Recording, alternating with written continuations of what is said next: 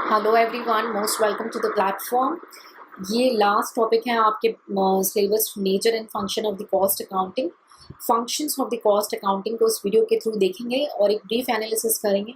मैं ये प्रिज्यूम कर रही हूँ कि आप पास वीडियोस को देखने के बाद इस वीडियो पे आए हैं ताकि आपके कॉन्सेप्ट में कमान रहे, क्योंकि कुछ पॉइंट्स जो ऑलरेडी डिस्कस कर जा चुके हैं पास वीडियोज़ में, उनको यहाँ पर रिपीट नहीं किया जाएगा। तो चलिए बिना समय गवाए देखते हैं functions of the cost accounting. ठीक है, मैंने एक डिफिनेशन रखी है which is given by the Blocker and Weltmer. It's not required to memorise their sayings. किसी भी ऑथर की सेइंग्स को याद करना कंपलसरी नहीं है, इट्स नॉट एन ऑब्लिगेशन।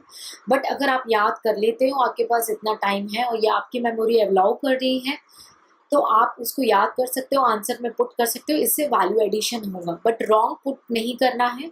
अगर पुट करेंगे तो राइट पुट करेंगे या तो नहीं पुट करेंगे। ठीक है, सो क्या बोलते हैं वो, cost accounting is to serve the management in the execution of policy. ये मैनेजमेंट को मदद करता है ताकि मैनेजमेंट अपनी पॉलिसीज को बना सके। And in comparison of actual and estimated result, when it compare to the actual and estimated result को कंपेयर करने में मदद करता है। ठीक है, in order that the value of each policy may be appraised and change to the future condition.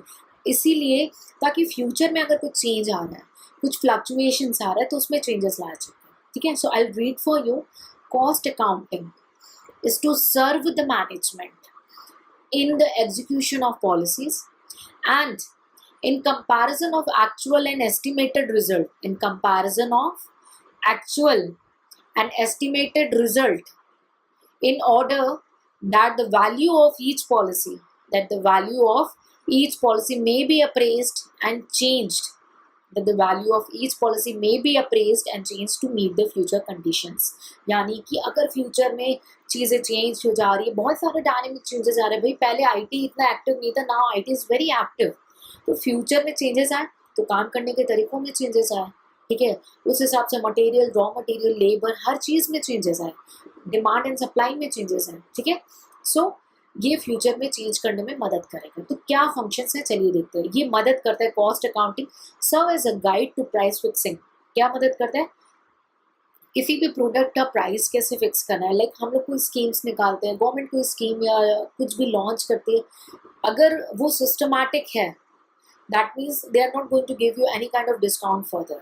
ठीक है, so they will give you the exact cost and they will stick to it, उसी पे fix रहेंगे। क्यों?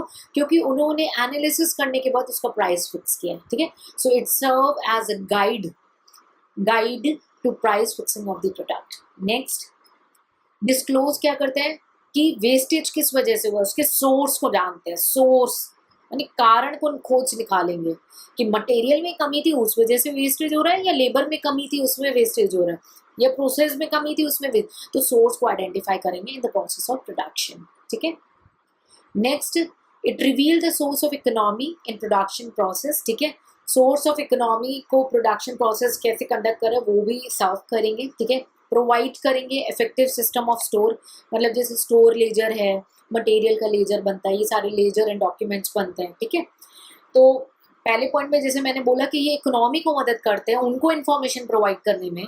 तो उनको information कैसे provide करेंगे, जब ये खुद भी तो सारे इन्फॉर्मेशन लें।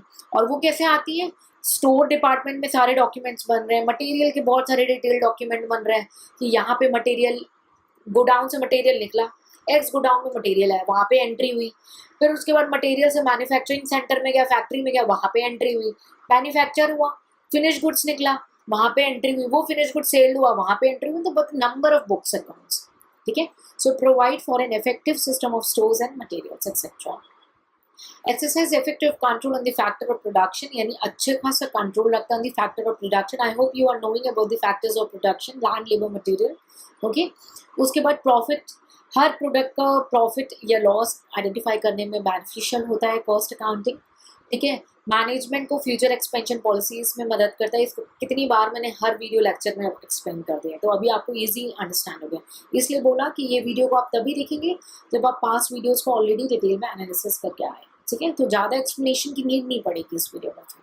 ठीक है, उसके बाद क्या है, ये डाटा प्रेजेंट करते हैं, प्रेजेंट भी और फ्यूचर भी, लाइक एस्टिमेट्स एंड ऑल, ताकि मैनेजमेंट अपना अच्छे से डिसीजन बना सके। ठीक है, फिर उसके बाद कॉस्ट रिडक्शन के प्रोग्राम्स को प्रेजेंट करता है, ठीक है, ऑर्गेनाइज करता है कि कैसे कॉस्ट रिड्यूस कराना है। ये पॉइंट ना आपको ज़्यादा अच्छे तब क्लियर होगा जब हम लोग cost control and cost reduction को इन डिटेल में कवर करेंगे, ठीक है। अभी भी मैं आपको एक ब्रीफ आइडिया ये दी हूँ कि कॉस्ट को कम कैसे करना है। अगर कोई अननेसेसरी खर्च है तो उनको हटाना है। लेबर की अगर एक लैंड है और उस पर 3 लेबर सफिशिएंट है काम करने पे और उतना आउटपुट निकाल रही है, अब उस पर 5, 6, 7, 8 अननेसेसरी अनडिस्गाइज्ड फॉर्म में लेबर को इंट्रोड्यूस कर रहे हो और आउटपुट सेम है तो नहीं नीडेड है ना। तो ऑर्गेनाइज वे में कॉस्ट रिडक्शन प्रोग्राम को कंडक्ट करेंगे, ठीक है। फिर प्लानिंग एंड कंट्रोलिंग में मदद करेंगे बिजनेस एक्टिविटी के। उसके बाद टाइमली इंफॉर्मेशन प्रोवाइड करता है बहुत ही सारे डिसीजन मेकिंग के लिए। बहुत सारे कौन कौन से डिसीजन मेकिंग ऑलरेडी मैं आपके साथ डिस्कस कर चुकी हूँ। और इंटरनल ऑडिट में मदद करता है। ये तो मेरी एक समरी लिस्ट है, बहुत सारी चीज़ें कवर हो सकती हैं आपके फंक्शंस ऑफ कॉस्ट अकाउंटिंग में। There is a endless list you can put into it, but अगर आप एग्जाम हॉल में लिखेंगे तो आई सजेस्ट कि आप इसी लिस्ट को थोड़ा सा कंसिडर करके, क्योंकि ये प्रूवन लिस्ट है और गिवन बाय सम ऑथर्स हैं, उनको ही मैंने सिलेक्टिव बेसिस पे यहाँ पे इंक्लूड किया है। वैसे तो बहुत चीज़ें लिखी जाती हैं क्योंकि टैलेंट का कोई लिमिट नहीं है, आप तो कुछ भी खोज कर सकते हैं, ठीक है।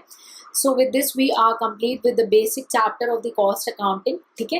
बेसिक चैप्टर यहीं पे कंप्लीट होता है और नेक्स्ट चैप्टर हम नेक्स्ट सेक्शन में नेक्स्ट वीडियो के साथ स्टार्ट करेंगे। तो I hope in case of any doubt feel free to ask in a comment section. यहीं पे सारे कॉन्सेप्ट को क्लियर करके जाना है आपको, ठीक है। और in case of any doubt feel free to ask in a comment section. Keep revising your course in a regular interval, क्योंकि केवल कवर करके रखने से फ़ायदा नहीं है। रिवीजन एंड टेस्ट दोनों साइमल्टेनियसली इक्वली लाइकली इंपॉर्टेंट है।